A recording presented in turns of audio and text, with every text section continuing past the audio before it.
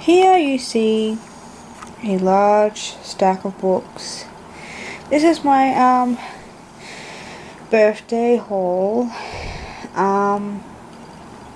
Please excuse if you hear any sucking or my voice sounds funny. I've just had a tooth extracted. Yes, my tooth was extracted today. It was highly painful. It still is a bit tender, but it still feels a hell of a lot better out than it did in. Over the past few days I've been collecting some books as I go along, shopping along. A lot of really good sales. I think all these books were less than $5. So I will get started. And I'm going to probably make a couple of videos, or maybe I might, just go through a few and then stop and then, so it doesn't run on too long, and I want to read you the back. So the first book that I got was His and Hers by Mike Gale. A cat, a flat, and a couple who think it's over. My mouth feels so funny when I talk. That's so cute. Mike Gale, I've heard of him from Deb a lot, and so when I saw it I thought for $5 I'm going to pick it up and read it. So I'll read you the back as best as I can. It says, from the first meeting at the student union over a decade ago, Jim and Allison successfully navigated their way through first dates, meeting parents, moving in together, and more. Then they split up and divided their worldly goods, including a sofa, a cat, and their flat, into his and hers. Now 3 years on, and new lives and new loves, they couldn't be happier until a chance encounter throws them back together and causes them to embark on a journey through their past to ask themselves the big question, where did it all go wrong, and is it too late to put it right? So, yeah, it's Mike Gale there. Now, I did actually have a book over here. It's called My Legendary Girlfriend. Now, I did have a Mike Gale book. Picked it up years ago and I never read it. I just didn't get around to reading it, and the name stuck. So when Deb started buying the books, I just thought, oh my god, rewind. I know this guy. I really need to check out his work, because my younger sister was reading it and she said he was really funny. She said it was kind of like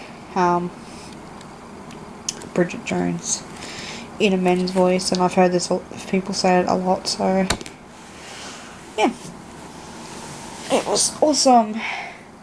Then the next book I got is I forgot to take this. I'll take it off later, actually, because I really don't want to ruin the cover. It's called The Cookie Club by Anna Perlman. The perfect recipe for love, laughter, and friendship. Now, I've been eyeing this book. You guys have probably noticed that I don't even know. Okay. I've been eyeing this book going on a year now, and I really didn't want to pay full price for it. So, I paid $5. So, it says, what would we do without one another? It was a statement, not a question. Each of us knew the answer for herself. But that's what this party is really about. Not cookies, girlfriends, Taylor says. 2 girlfriends, and we raise our glasses once again. It says, every year, on the first Monday of December, Marnie and her 12 closest girlfriends gather in an evening of batches of beautifully wrapped homemade cookies. Everyone has to bring a dish and a bottle of wine, and they take turns telling the story of the cookies they have baked. This year the stories are especially important. Marnie's oldest daughter has had a risky pregnancy. Will she find out tonight how that story will end? Jennifer's father is having an affair with her best friend, or Jeannie's. Who else would know about the betrayal, and how can that be forgiven or forgotten, even among old friends such as these? Rosie's husband doesn't want children, and she has to decide very soon whether or not that's a big deal breaker for the marriage. Each woman, each friend has a story to tell, and they're all interwoven, just as their lives are. The Cookie Club's a heartwarming tale about impulses of sisterly love and conflict. It's about the passion and hopefulness of new romance, the betrayal and disillusionment some relationships bring, the joys and fears of motherhood, and the agony of losing a child, but above all else, it's a celebration of friendship between women. So, I thought, pick it up, girlfriend. I like the cover even though it's a bit plain. But I do love this front cover, which is what got me. And I just love that it's hardback. Don't know why, but I'm getting into the hardbacks at the moment. Okay, so that was $5. And the last I think the other two books that were $5 were here. Sorry. Breakfast with Tiffany, an Uncle's Memoir by Edwin John Wintle. I'll read it to you. It says, when you're a 40-something gay New Yorker with a stressful job as a film agent and an odd obsessive-compulsive tendency, you may not see yourself as an ideal partner. However, when Ed's sister asked him to take in her daughter, the beautiful, capricious, and occasionally difficult Tiffany, Ed agrees. Soon his lives have turned upside down, and he tries to deal with an exasperating but loving teenager while learning to be a parent himself. So this was recommended on the shelf where I went. I just love the cover. I think it's awesome, and I love the sort of Breakfast with Tiffany, because I really like Breakfast at Tiffany in the movie. It's like the only old movie that I like, besides Wizard of Oz, but I don't even really like that anymore. Don't shoot me, just, the only thing I don't really like about the book is it has really tiny text, but I'm pretty sure that if I can get myself some glasses in the next few weeks after my birthday, well, yeah, it wouldn't be such a problem. And, yeah.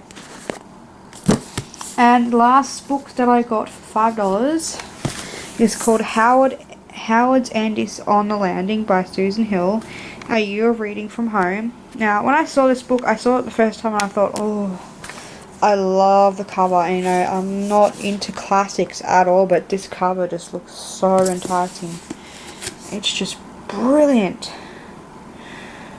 So pretty and, I don't know how to explain it. But anyway, this story really resonates with me, and I'm pretty sure once I read it, the little blurb will probably resonate with you too.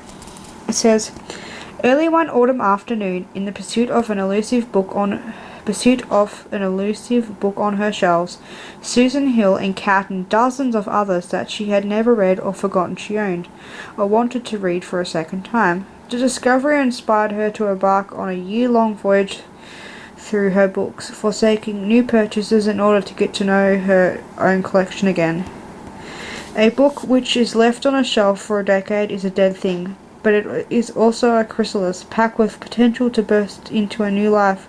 Wandering through her house that day, Hill's eyes were open to how much of that life was stored in her home, neglected for years, considering everything from Macbeth and a life of options of Tristram Shandy through Virginia Woolf, Dickens, and Roald Dahl. Howard's End is on the Landing charts the journey of one of the nation's most accomplished authors as she revisits the conversations, libraries, and bookshelves of the past that have informed a lifetime of reading and writing.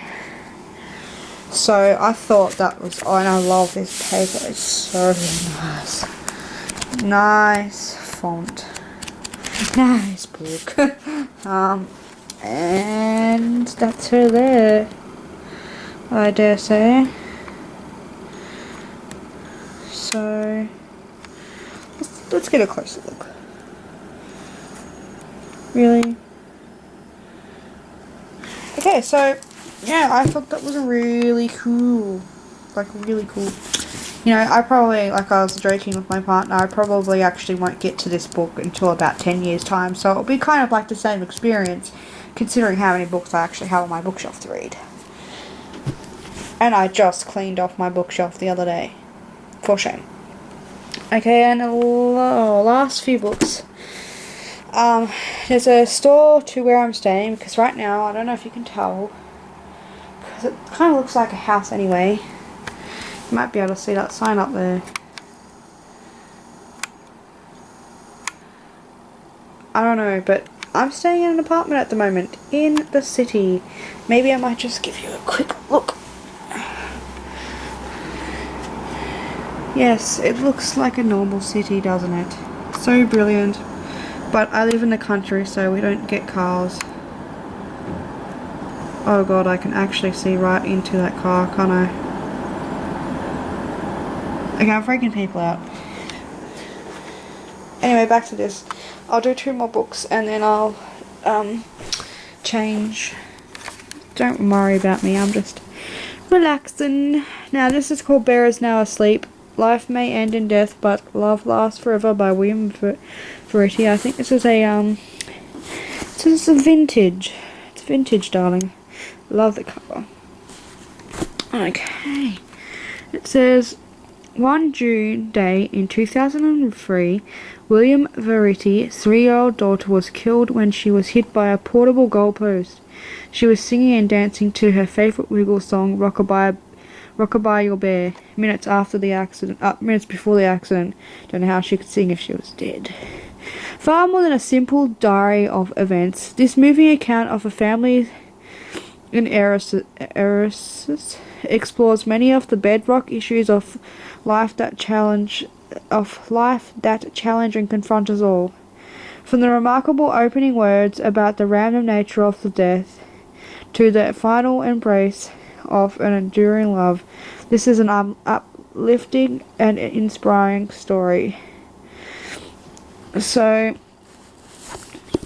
it's got really good font. It's pretty short, and it goes from like the day after the accident, a year, a week, I think maybe a month or so too. Sorry, my camera's went weird. So it's awesome. Awesomeness to stick on the pile, and I paid $1.50 for that book. Brand new. Brand spanking new. All these books are brand spanking new. This was $1.52. It's called Davy Darling by Paul Shannon. I love the cover. It says, Davy lives with his Tinny, his hard-case beer-drinking father, and Thelma, his long-suffering tea-drinking mother. Davy is a bit of a hard case himself, constantly getting into trouble with the local bully and giving everyone plenty of lip. The act of violence that follows his discovery in the woodshed sends Davy down a troubling path of choices. He knows he should choose the moral option, but then will his family survive? In his classic coming-of-age novel, Paul Shannon vividly evokes life in the working-class suburbs of South Island in the 1970s. Davy's tough and often humorous voice of rapidly diminishing innocence recounts a tale of strife and independence, full of ambiguities of becoming an adult. The ambiguities of becoming an adult. So, again, the font is super small. Like, I'm gonna have to see if I can scan it on the printer and make it so large that I can see. But I really wanted to get this book, and it was like $1.50. I figured if I don't even read it, I'll just cut off the cover. Okay. Moving on.